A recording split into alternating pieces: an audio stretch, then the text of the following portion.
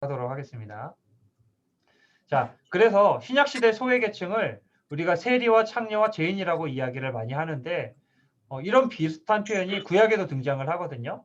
구약에는 뭐라 그래요? 이 소외계층을 과부와 고아와 나그네와 레위인, 과부, 고아, 나그네, 레위인 이렇게 이제 이야기를 많이 해요.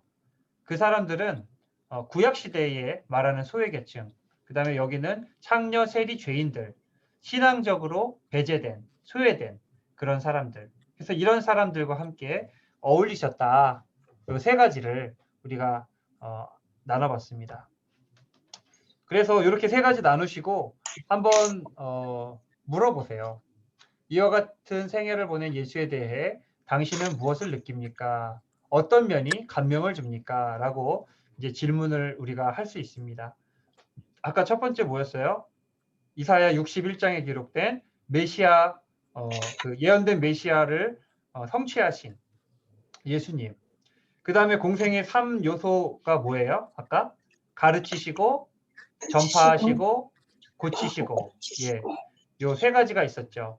요 세 가지. 그러니까 예수님은 3년의 공생애를 사람들을 온전히 섬기시기 위해서 사용하신 분이다. 요게 있었고, 좀 전에 가장 소외되고 사람들이 거들떠 보지도 않는 그런 낮고 그 다음에 소외된 자들을 찾아가시는 그들의 친구였다. 요 세 가지. 자, 세 가지 중에 어떤 게 좀 가장 감명이 깊으세요? 어떤 게 좀 마음에 이렇게 찡하게 와닿으세요? 자, 한번 손을 들어볼까요? 나는 좀 1번이 와닿는다. 구약의 예언의 성취로 오신 예수님. 자, 아무도 없고요. 자, 2번. 3년의 공생애를 우리를 위해서 온전히 가르치시고 전파하시고 고치시는데 하신 이 예수님이 제일 감명 깊다. 자, 아무도 없고요. 자, 이제 하나 남았어요. 그러면은 소외된 자들의 친구가 된 예수님. 자, 예.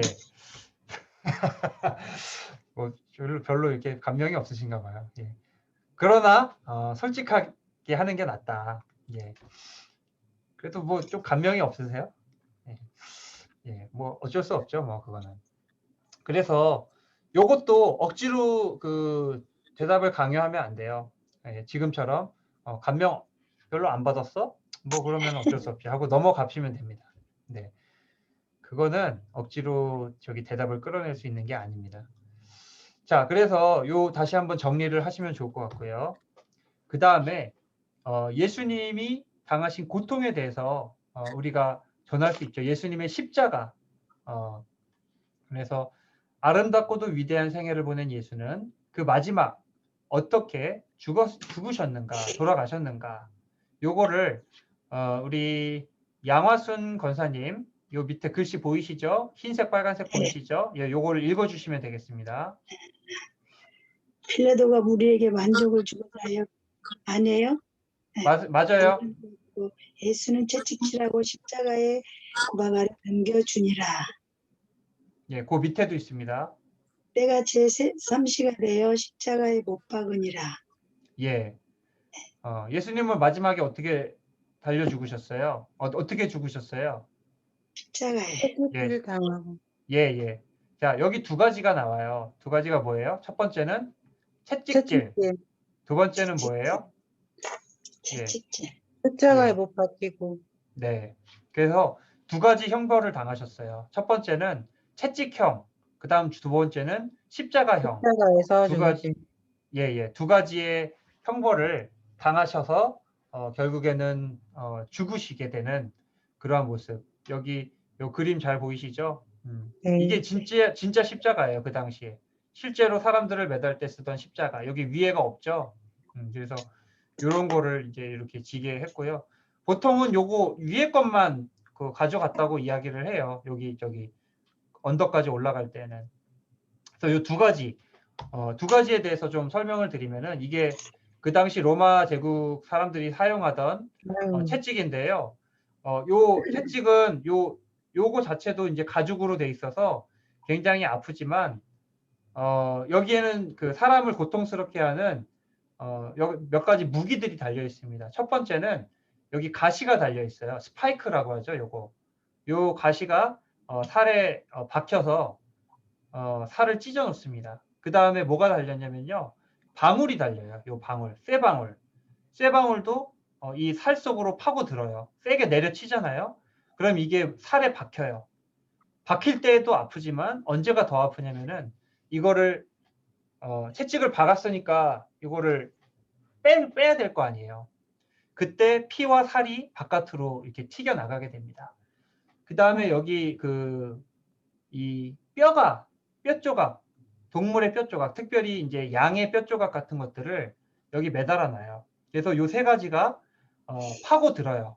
요게 줄이 세 개가 이렇게 세 개가 달려가지고 요 줄로 사람의 등, 배, 다리, 팔, 온 몸을 요걸로 이제 사정없이 내려치게 됩니다. 자, 요걸로 내려치게 되면은 사실은 우리가 예수님이 십자가형을 당해서 죽으셨는데 십자가형 당하기 전에 이 채찍형을 받다가 죽는 사람도 굉장히 많이 있었습니다. 그만큼 이 채찍형이 뭐 그냥 채찍에 맞았다. 뭐 저기 서부 영화 보면 말을 뭐 이렇게 달리라고 채찍으로 때리잖아요. 그런 채찍이 아니에요. 이거는 거의 죽으라고 때리는 그런 채찍이에요. 그래서 이런 채찍으로 예수님이 온 몸을 배와 가슴과 등과 엉덩이와 허벅지와 다리와 온 몸을 이것으로 맞으시고 찢기셨다 하는 것을 알려주셔야 됩니다. 자, 그 다음에 두 번째 십자가형이에요. 이제 몸이 다 만신창이가 됐어요.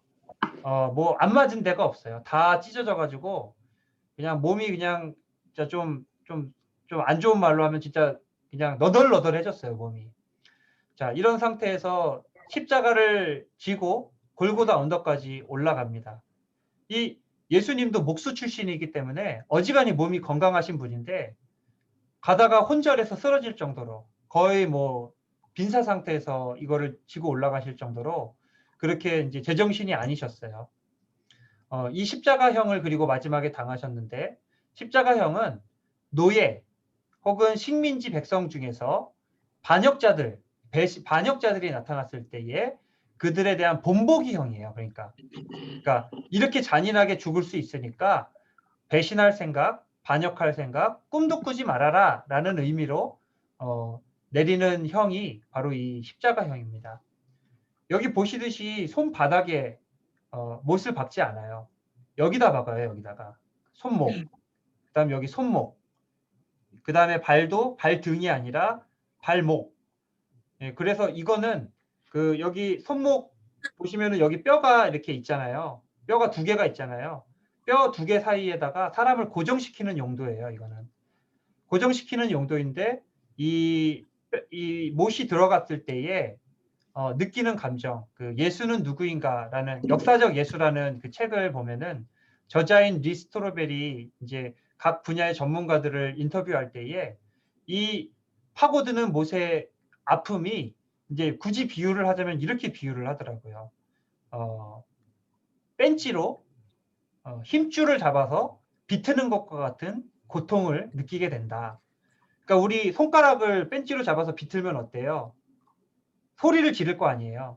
근데 손가락을 비트는 것과는 차원이 다를 정도로 힘줄을 잡아서 비트는 것과 같은 그런 아픔, 고통을 사람들이 느끼면서 소리를 지르게 된다라고 그렇게 이제 의학 전문가가 이야기를 하고 있습니다.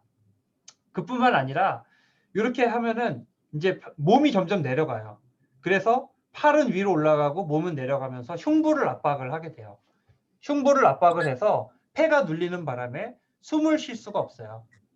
그래서 호흡 곤란 때문에 몇 번이나 이제 기절을 하고, 그러니까 호흡 곤란, 아파서가 아니라 호흡이 안 돼서 이제 기절을 했다가 다시 깼다가 기절을 했다가 다시 깼다가 이렇게 반복이 되는. 그 다음에 이런 와중에 물을 마시지 못하니까 극심한 갈증을 느끼게 됩니다.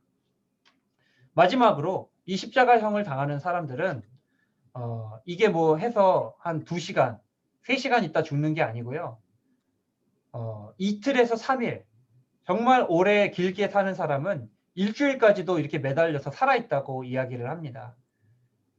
죽겠죠. 차라리 죽여달라고 차라리 애원을 할 정도로 고통스러운 형벌이 바로 이 십자가이다라는 것을 알려주시면 좋을 것 같아요. 요 십자가형에 대한 자세한 기록은 제가 PPT, 지금 보시고 있는 PPT 밑에 노트가 있어요. 노트에다 제가 기록을 해놨습니다. 그거를 보시면서 복습을 해보시면 좋을 것 같아요. 아니면은 개인적으로 구글에다가 쳐보시거나 찾아보셔도 아주 자료가 소상히 잘 나와 있습니다. 한번 찾아보시기를 바랍니다. 예수님이 당한 고통이 이와 같은 것이었다. 자, 그래서 이제 6번 문제로 갑니다. 6번 문제. 예수의 죽음은 그 당시 여느 정치범의 죽음과 별로 다를 것이 없었습니다. 그러나 예수 자신뿐 아니라 그의 제자들도 그의 죽음에 커다란 의미가 있다고 말했습니다.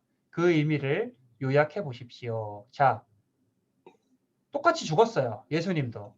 똑같이 채찍에 맞았고 똑같이 십자가에 달려 죽으셨어요. 근데 다르대요. 그럼 뭐가 다르냐? 신약 성경이 이야기하고 있는 예수님의 십자가와 일반 죄수들의 차이점이 뭐냐라는 것. 자, 여기 말씀을 우리 정기령 자매님께서 10장 마가복음 10장 45절 말씀을 읽어주시기 바랍니다. 네. 인자가 온 것은 섬김을 받으려 함이 아니라 도리어 섬기려 하고 자기 목숨을 많은 사람의 대속물로 주려 함이니라. 예, 감사합니다. 섬김을 받으려 함이 아니라 군림하려 함이 아니라 섬기기 위해서 왔고 그 섬김의 가장 끝판왕이 뭐예요? 자기 목숨을 대속물로 준 것이다. 예, 요 대속물. 요 대속물은 뭐냐면요. 여기 밑에 제가 자세히 써놨죠.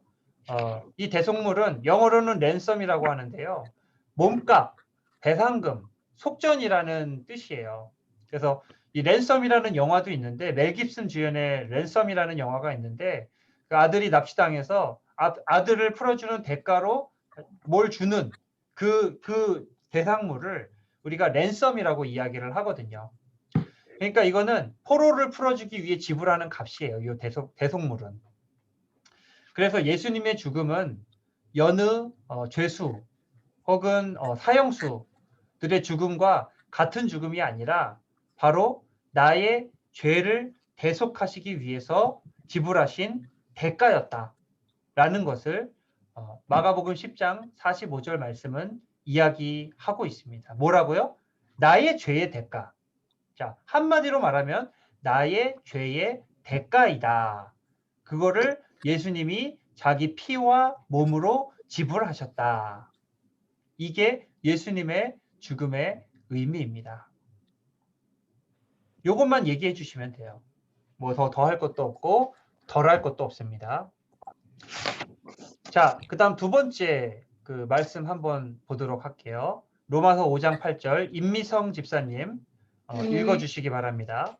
우리가 아직 죄인 되었을 때 그리스도께서 우리를 위하여 죽으심으로 하나님께서 우리에 대한 자기의 사랑을 확증하셨느니라. 아멘. 예. 우리가 아직 죄인이에요. 이 로마서에서 사도 바울이 이야기하는 것은 어떤 선한 사람들을 혹은 영웅들을 위해서 그 사람 자신의 목숨을 버릴 수도 있지 않느냐. 근데 우리는 그런 사람이 아닌데 왜 예수님이 우리를 위해서 자기 목숨을 버리셨느냐. 그 이유가 뭐라 그래요? 하나님의 우리에 대한 사랑이라고 이야기를 합니다. 왜요? 하나님이 우리를 사랑하시기 때문에 우리가 죄인임에도 잘난 사람이 아님에도 불구하고 그 아들을 십자가에 달려 죽게 하신 것이다 라고 그렇게 이야기를 하는 것이죠. 자, 그래서 하나님은 참으로 작고 연약한 우리들을 끔찍히도 사랑하신다. 자, 시편 말씀인데 사람이 무엇이기에 주께서 그를 생각하시며 인자가 무엇이기에 주께서 저를 돌보시나이까. 사람은 어떤 존재예요? 이 우주 가운데에서 정말 먼지보다도 작고 보잘것없는 그러한 존재가 사람이에요. 근데 왜 하나님이 그런 우리를 생각하시고 먼지보다 작은데 먼지보다 작은 우리를 돌보냐는 거예요. 왜요? 하나님의 지극하신 사랑 때문이다. 그러니까 이 목숨을 주셨다라는 것은 무슨 말이에요? 아들의 목숨을 주셨다라는 말은 모든 것을 주셨다라는 것입니다. 가장 좋은 것을 주셨다는 말입니다. 자, 아멘. 내가 나한테 누가 찾아와서 돈을 주겠다고 했어요. 30억 줄게. 너한테 강남에 70평짜리 아파트도 줄게. 너한테 1억짜리 차도 줄게. 연봉 3억짜리 직장도 줄게. 다 준다고 해요. 그 대가로 나한테 목숨을 달라고 해요. 그러면은 그 거래에 응하시겠어요? 안 하시겠어요? 예, 당연히 안 하죠. 왜 안 해요? 목숨을 잃어버리면 다 잃는 것이기 때문에. 그러니까 목숨은 모든 것이고 모든 것보다 소중한 게 목숨이에요. 근데 그거를 하나님께서 그 목숨을 우리를 위해서 주셨다. 이게 하나님의 사랑이다. 라는 것을 우리가 알아야 된다는 것이죠. 아멘. 그래서 두 가지 포인트. 대속물로 자기를 주셨다. 무슨 말이에요? 우리의 죄의 대가로 십자가에 달려 죽으셨다. 요거를 알려주셔야 되고, 그것은 뭐다? 하나님의 우리를 향하신 지극하신 사랑의 증거이다. 요 두 가지를 알려주시면 돼요. 자, 그래서 이렇게까지 하시고, 자, 성경은 예수가 십자가 형벌을 받고 죽어야 했던 것은 죄악 때문이라고, 우리의 죄악 때문이라고 합니다. 죄는 무엇입니까? 한번 당신의 생각을 적어보십시오. 그래서 한번 적어보게 하세요.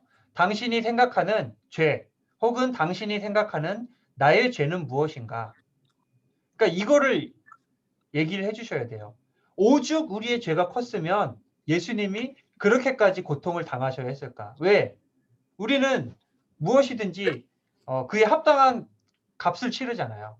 고기가 있으면 고기에 합당한 값을 치르고 야채가 있으면 야채에 합당한 값을 치르잖아요. 근데 예수님이 치른 값이 어마어마한 거였죠. 그렇다면 우리의 죄가 얼마나 크길래 그러한 값을 치르셔야 했나라는 것을 한번 생각해 보면서 한번 죄에 대해서 적어보라 라고 이야기를 할 수 있습니다.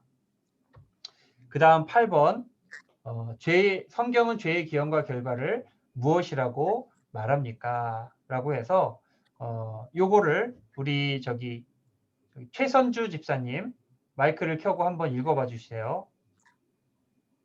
그러므로 한 사람으로 말미암아 죄가 세상에 들어오고 죄로 말미암아 사망이 들어왔나니 이와 같이 모든 사람이 죄를 지었으므로 사망이 모든 사람에게 이르렀느니라.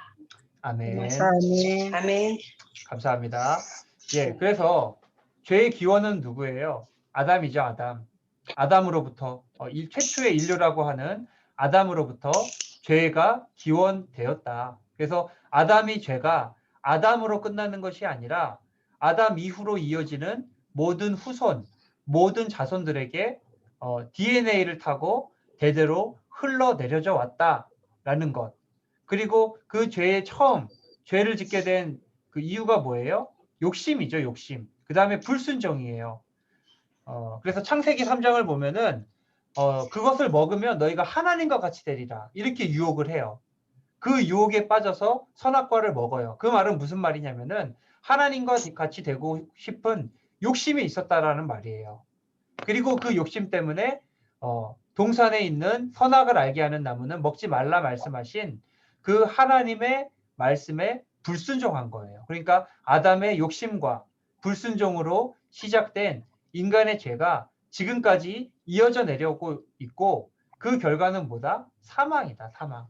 모든 사람이 죄를 지었음에 사망에 이르렀다라고 이야기를 할 수가 있습니다. 그래서 여기를 좀 자세히 하시면 좋을 것 같아요. 저는 오늘 안 할 건데 창세기 3장 적어 놓으시고요. 창세기 3장을 한번 같이 번갈아 가면서 읽어보시면 좋아요. 창세기 3장을 교독으로 우리 동반자와 또 그 양육자가 번갈아 가면서 읽어보시고 조금 더 깊이 그것을 나누시면은 좋을 것 같습니다. 그래서 저는 좀 여기 간단하게 하고 넘어가도록 하겠습니다. 자, 그래서 이렇게 해서 넘어가고 그 다음 마지막 9번.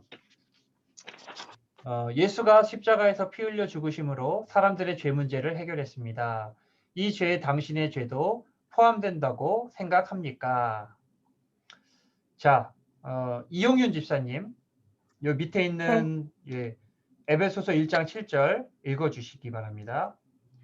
우리는 그리스도인에서 그의 은혜의 풍성함을 따라 그의 피로 말미암아 속량 곧 죄 사함을 받았느니라. 에베소서 1장 7절 말씀. 아멘. 감사합니다. 아멘. 자, 그러면 아담이 지은 죄가 나에게도 있는가?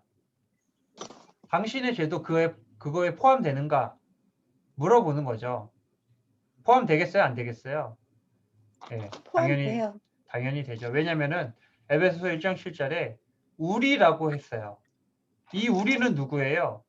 그리스도 안에 있는 사람이에요. 그리스도 안에 있는 사람은 누구예요? 예수님을 믿고 내 삶의 주인이자 구원자로 받아들이고 그 다음에 삶 속에 마음 속에 그 예수님을 영접한 사람을 그리스도 안에 있는 사람, 그리스도 안에 있는 사람이 우리거든요. 이 안에 있는 모든 믿는 자들은 은혜의 풍성함을 따라 예수님의 피로 죄사함을 받았다. 죄사함을 받았다라는 말은 무슨 말이에요? 죄가 있다라는 말이에요. 죄가 없으면은 죄사함을 받을 수 있어요, 없어요? 없어요. 예, 없죠. 근데 죄사함을 받았다. 그리스도 안에 있는 모든 사람들은 죄사함을 받았다. 이 말은 무슨 말이에요? 한 사람도 예외 없이 다 하나님 앞에서는 죄인이다. 요거 말씀하실 때도 너무 이렇게 담담하게 말씀하세요. 담담하게. 여기서 정죄하는 어떤 뉘앙스나 표정이나 어떤 그런 것들이 느껴지지 않도록 최대한 객관적으로 설명을 해주시는 것이 가장 좋다. 그래서 죄사함을 우리는 받을 수가 있는데 어떻게 해요? 우리가 돼야 돼요. 그 우리는 그리스도 안에 있는 사람들이에요. 그리스도 안에 있는 사람들은 예수 그리스도를 구원자이자 삶의 구세주, 내 삶의 주인으로 받아들이고 영접한 사람. 이 사람이 그리스도 안에 있는 사람이다. 자, 그리고 두 번째 또 있어요. 자, 요거를 우리 아까 정다운님이 읽으셨죠? 처음에 읽으셨죠? 이 순서가 바뀌어가지고 읽으셨었죠? 아까 네. 남정화 집사님. 네. 여기 에베소서 2장 13, 14 읽어주세요. 네. 이제는 전에 멀리 있던 너희가 그리스도 예수 안에서 그리스도의 피로 가까워졌느니라. 그는 우리의 화평이신지라 둘로 하나를 만드사 원수된 것 곧 중간에 막힌 담을 자기 육체로 허시고. 예, 감사합니다. 아멘. 자, 아멘. 예수 그리스도의 십자가로 우리가 또 받게 된 게 뭐예요? 사람 사이의 화목과 연합이에요. 이전에는 멀리 있던 너희 누구예요? 이방인과 유대인이에요. 멀리 있던 너희는 이방인과 유대인이에요. 적어 놓으세요. 전에 멀리 있던 너희는 이방인과 유대인이다. 근데 이방인과 유대인이 그리스도 예수 안에서 가까워졌다. 이게 뭐예요? 이제 화목의 길이 열렸다라는 것을 이야기하는 것입니다. 그뿐만 아니라 예수 그리스도 안에서 화목할 뿐만 아니라 뭐가 된다고요? 둘로 하나가 되는 연합도 일어나게 된다. 자, 이게 어떻게 가능하게 돼요? 예수님이 십자가에 달리셨는데 어떻게 이게 가능해졌어요? 논리적으로 뭔가 이해가 안 되잖아요. 그러나 이렇게 이해를 하셔야 돼요. 예수님께서 십자가에 달려 죽으심으로 그 다음에 하늘 부활하시고 하늘에 승천하심으로 우리에게 보내주신 보혜사가 누구예요? 성령님. 예, 성령님이에요. 성령님이 우리 가운데 찾아오셨어요. 성령님이 임하신 그리고 성령으로 충만한 사람은 다른 사람들과 어떻게 한다고요? 화목하게 되고 연합하게 되더라. 성경은 성령을 뭐라고 이야기를 해요? 소통과 연합의 영이라고 이야기를 해요. 소통의 영이고 연합의 영이고 하나됨의 영이에요. 그래서 성령이 하나 되게 하신 띠로 뭐 이런 얘기가 나오잖아요. 에베소서에도. 그래서 성령 충만한 사람끼리는 서로 연합하는 성질이 있어요. 근데 뭔가 안 돼요. 연합이 안 돼요. 자꾸 갈라져요. 파당해요. 자꾸 다퉈요. 갈등해요. 이거는 누구의 특징이에요? 사탄과 마귀의 특징이에요. 성령은 연합하게 하고 화목하게 하는 이러한 귀한 특징이 있지만 사탄은 나뉘게 하고 갈등하게 하고 파당짓게 만드는 분열하게 하는 이런 특징들을 가지고 있다라는 것이죠. 자, 그래서 이런 특징들을 잘 기억하시면 좋겠고요. 그 다음에 마지막으로 요거는 그냥 넘어갈게요. 만물, 모든 피조물, 자연세계도 하나님과 화목하게 되고 연합. 그러니까 사람과 사람뿐만 아니라 모든 관계에 있어서 다 연합이 되더라 하는 것입니다. 그래서 사람과 사람을 하나 되게 하신 하나님께서 모든 관계, 모든 동물과 사람도 나중에 그래서 이사야서 그 저기를 보면은 뭐 독사굴에 어린 양이 손 넣고 장난쳐도 뭐 그런 옛날 노래 있잖아요. 그러니까 네. 결국에는 모든 사람들이 다 연합하게 될 것이다. 모든 피조 세계가 하는 것을 이야기하고요. 요거는 마지막으로 그냥 읽어보시면 될 것 같습니다. 자, 그래서 공유를 중지하고요. 자, 그래서 이과를 한번 이렇게 나눠봤고요. 특별히 요것들을 한번 좀 그 소모임 하시면서 직접 좀 나눠보시면 좋을 것 같아요. 그리고 양육을 실제로 많이 해보신 분들은 내가 한번 해봤는데 이렇게 반응이 있었더라라는 경험담이나 이런 것도 같이 이렇게 나눠주실 수 있으면은 더 좋을 것 같습니다. 그리고 우리가 중요한 거, 좀 전에 말씀드린 것처럼 성령님의 충만하심, 임재가 우리의 어떤 연합, 그 다음에 우리의 성령 충만한 삶에 그리스도인으로서의 삶, 구원받은 하나님의 자녀들로서의 삶에 가장 중요한 키다라는 것을 또 한번 묵상해 보시고 나눠 보셨으면 좋겠습니다. 예, 그래서 여기까지 좀 마치도록 벌써 55분인데 조금 늦으셔도 되죠? 예, 5분 정도 늦었는데 양해해 주시고요. 혹시 질문 있으시면 말씀해 질문 잠깐 받도록 하겠습니다. 목사님, 오늘 제가 부서 회의가 있어가지고 조금 늦었습니다. 네, 괜찮습니다. 죄송하고요. 7번 말씀입니다. 네. 그거 이제 뭐 개인들 의견들을 아까 들어보는 게 좋겠다라고 말씀을 해주셨었는데 이것이 조금 그래도 중요한 문제 아닌가 싶은 생각이 들어서 목사님께서 좀 설명을 기본적인 걸 좀 해주시면 더 도움이 되지 않을까 싶은데요. 간단하게 설명드릴까요? 네, 간단하게 저는 이 시간을 어떤 신학적인 근거로 이야기하기보다는 자유로운 그 개인의 생각을 나누는 시간으로 말씀하시라 이런 취지로 이렇게 넘어갔는데요. 죄에 대해서 이제 아주 간단하게 말씀을 드릴게요. 근데 이거는 사실 간단하게 말씀을 드릴 수가 없어요. 너무 많아서 그냥 아주 그냥 이렇게 겉핥기식으로 말씀을 드리면은 크게 두 가지가 있습니다. 하나는 이제 영어로 하면은 sin이 있어요. sin이 있고 그 다음에 crime이 있어요. 그러니까 번역해서 말씀드리면은 sin은 뭐냐면은 우리 마음속에 타고나는 원죄예요. 원죄. 그러니까 아담으로부터 이어져 내려온 원죄예요. 우리 마음속에 내재된 원죄. 살인에 대한 충동. 그 다음에 우리 마음 가운데 있는 욕심, 또 음욕, 여러 가지 우리 내재된 여러 가지 있잖아요. 이런 것들을 sin이라고 해요. 원죄. 그 다음에 두 번째 crime이 있어요. 이거는 범죄예요. 범죄. 범죄는 우리 안에 있는 이 sin으로 sin 원죄가 뭐예요? 바깥으로 표출되는 거예요. 행동으로 나오는 예, 행동으로 나오는 게 크라임이에요. 범죄예요. 실제로 사람을 뭐 어디를 찌른다든지 욕을 한다든지 상처를 준다든지 이런 식으로 아니면 도둑질을 한다든지 사기를 친다든지 이런 식으로 우리 나오는 것들 이런 것들을 크라임, 죄다, 범죄다라고 이야기를 합니다. 그래서 이 두 가지 그러니까 사실은 크라임은 없을 수가 있어요. 크라임. 범죄는 없을 수가 있어요. 도둑질도 안 할 수도 있고 그다음 뭐 안 할 수도 있지만 그렇다고 해서 그 사람이 죄인이 아니냐?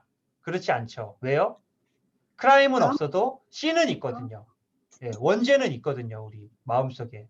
그렇기 때문에 이 두 가지를 구분해서 설명을 해주시면은 아마 이해가 조금 더 되지 않을까. 사실 죄에 대한 거는 그 헬라어나 히브리어 기원까지도 제가 좀 정리를 해서 말씀드려야 되는데 시간 제약상 다 이제 설명을 못 드리는 점 양해해 주시고 그렇게 이해를 하시면 좋겠습니다.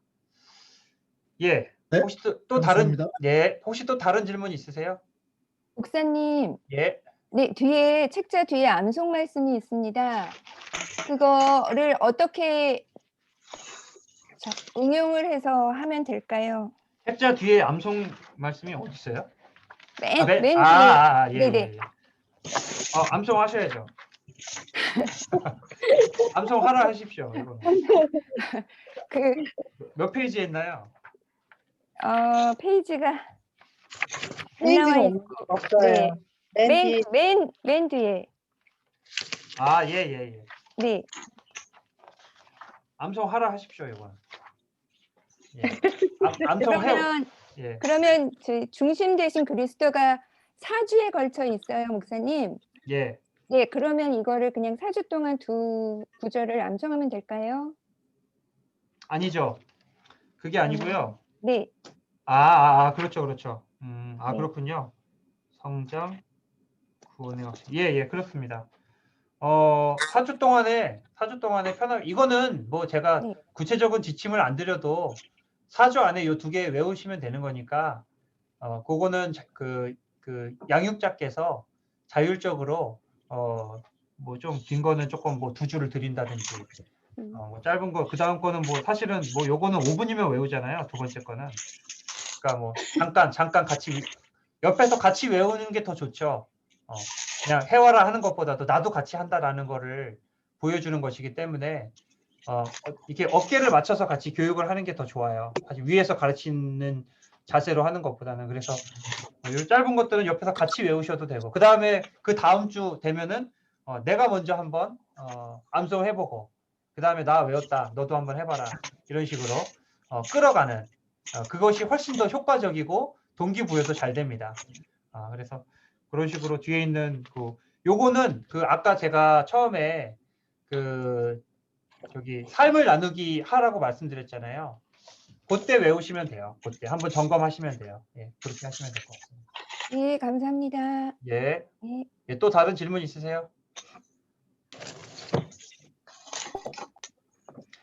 예, 없으신 걸로 알고 제가 잠깐 기도하고 마쳤었나요? 제가 기억이 하셨어요. 예, 제가 기도하고 그다음에 우리 팀장님께서 조별로 조 나눠주시면은 조별 모임 하도록 하겠습니다. 하나님 감사합니다. 오늘도 우리 양육자반 함께 모여서 귀한 나눔을 가질 수 있도록 귀를 열어주시니 감사드립니다. 아버지 하나님 마음을 다하고 힘을 다하여서 주를 알아가고 주님의 말씀을 배우는 일에 힘쓰는 저희가 되게 하옵소서. 특별히 양육자반 아버지 가르치는 자들로서 훈련받고 있습니다. 잘 가르칠 수 있도록 우리 한 사람 한 사람에게 지혜를 더하여 주시옵소서. 감사드리며 예수님의 이름으로 기도하옵나이다. 아멘. 감사합니다. 고생하셨습니다. 자, 이제 저기 분발할 거고요. 오늘 저기 김혜숙 권사님하고 최영화 권사님이 못 오셨는데 그 일조에는 그 이수정 집사님이 인도자가 되셔가지고 뭐 나눔을 하시면 될 것 같고 지금 네 반을 바로 즉시 나누도록 하겠습니다.